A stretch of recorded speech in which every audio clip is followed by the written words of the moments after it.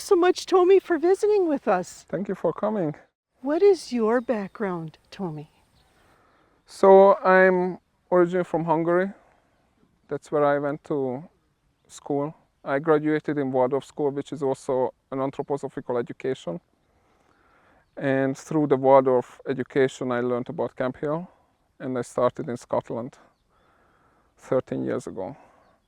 We found Camp Hill Village, Minnesota, and then we decided to come back to Camp Hill. Looks like you have a huge garden here. So our life separates into home life and work life, and in the work life we call it workshops. And in that workshops, people work together, residents or co-workers, and one of them is the garden, the farm. And what happens to all the produce from this garden? So during the summer we have fresh produce, but during that time we have a commercial harvest kitchen. And then, does everybody help with the gardening? So land work, farm and garden it's a physical work. So people who physically not there, they don't work on the land. That's what we have other inside workshops. But most of the people, yes, they work in the garden. So are there certain people that just work in the garden and certain people that just take care of the livestock, or does it rotate around? So we have land workers, co-workers, who come specifically for the land for the summer, for 3 months most of the time. They are university students most of the time. So, they arrive end of May, leave end of August. So they only work on the land, help with the cattle. Most of the time in the summer is the garden that we have. Do you have some of the same land workers that come back year after year? It happens time to time. Like right now I have a farm apprentice who was here for last year and he came back for the summer. Tomi, how do you decide what to grow here in the garden? So during the winter, we usually, land workers go through like a questionnaire for the community. And in this questionnaire, we ask, what people would like to see in the garden to grow this year.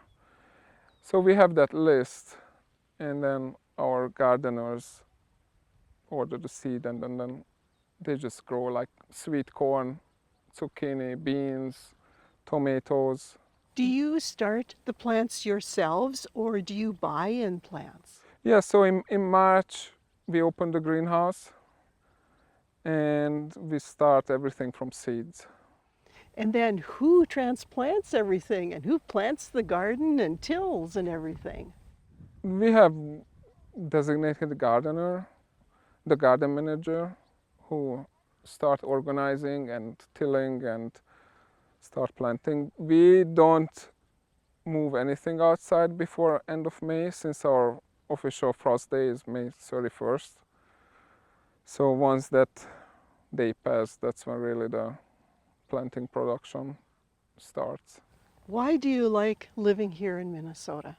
I really love the surroundings. I really love the land here in Minnesota, especially in central Minnesota.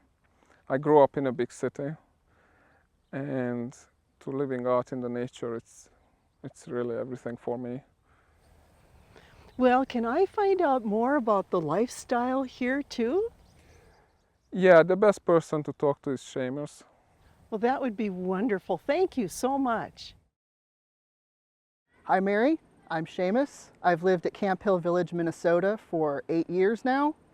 I was supposed to be here for 3 months and I decided to stay long term.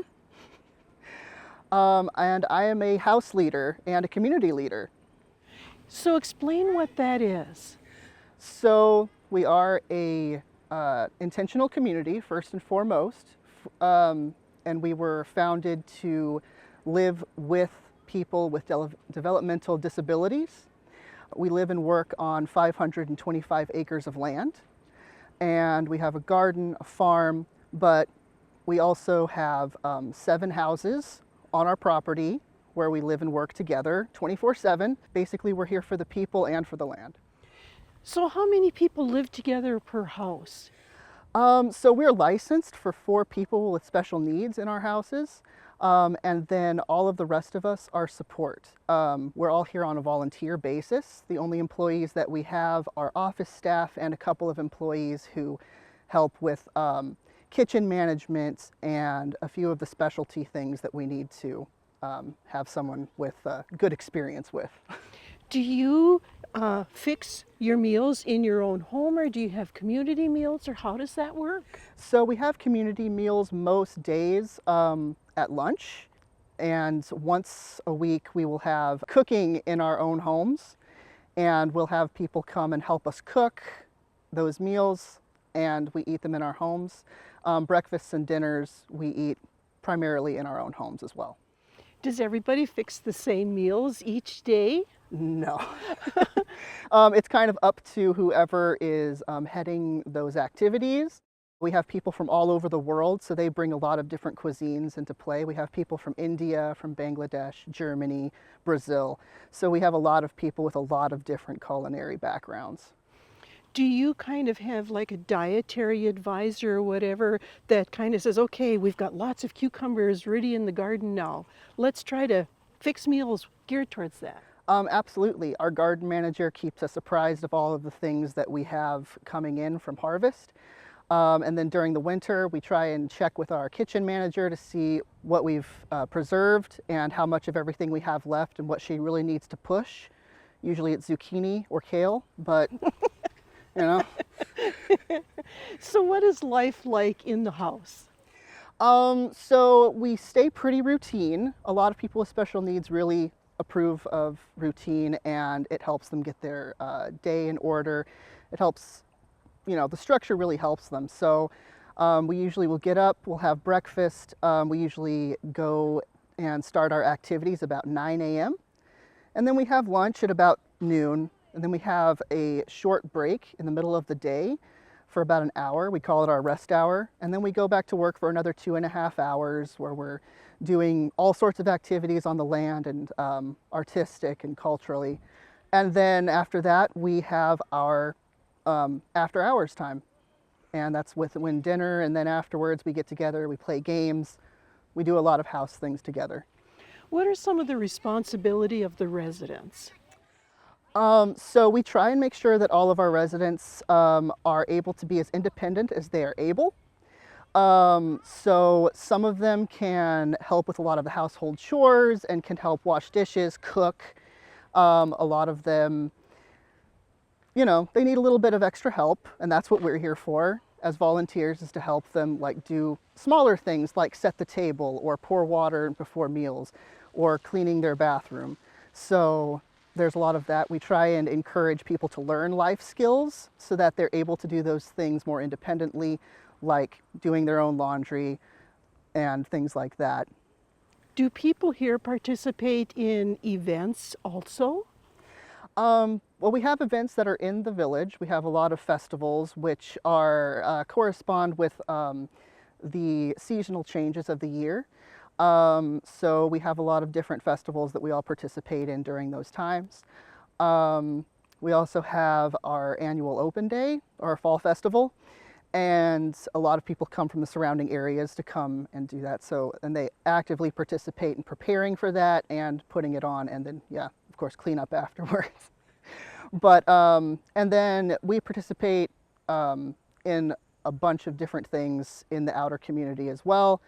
Whenever Sauk Center or Long Prairie has like festivals or things going on in town, yeah, we'll go and we'll get everybody loaded up into the vans and we'll all go together as a group. So, Do people here participate in activities on site? absolutely. We have a fully functioning weavery where we do a lot of textile arts. We have a bunch of hand looms and floor looms, and they produce rugs. They also produce bags and things from recycled materials. All of the stuff that we use in there is from donations that people have given us. We also have a working wood shop. We also have a pottery studio that was just started a little while ago, and people are really enjoying that. And then of course we also have our processing, which is from our garden harvest. And we also have a bakery where we bake bread and cookies, which we sell to the populace, and people seem to enjoy that. Where do you sell these products at? So usually we will do tabling events more locally. So we'll go to like, vendor events and things like that, where we're allowed to sell baked goods, and we'll do that. And we're working on trying to get our cookies into like co-ops and things like that. Who determines what the activities are, and do they change throughout the year? So there is a group of long-standing volunteers here who are house leaders, I'm included, who get together on a weekly basis to kind of oversee the scheduling of the week and the months ahead.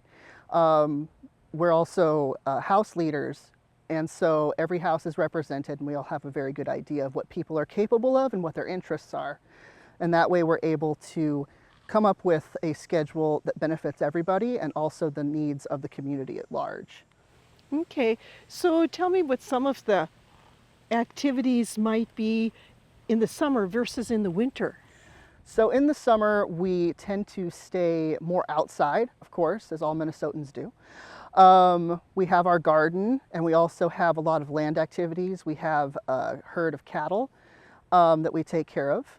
We also have an herb garden where people go and they help our resident herbalist pick and process those things. We also have an orchard, which right now is booming. So we have a ton of apples for people to process and eat. So we have a lot of different outdoor activities for people to participate in. In the wintertime, we bring everything back more into the home, but we also have a lot of artistic and crafting aspects.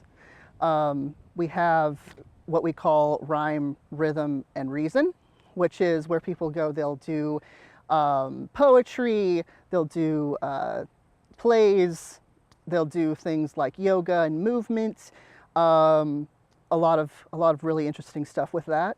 And then of course we do have pottery and wood shop, things that are more indoors and a lot more cozy. Yeah, and so those are the things that we usually do during the winter time, along with, all of the holiday stuff. We all have holidays within our homes where we live, with all of our volunteers from overseas who don't get to go home for those things. So we try and keep it nice and happy.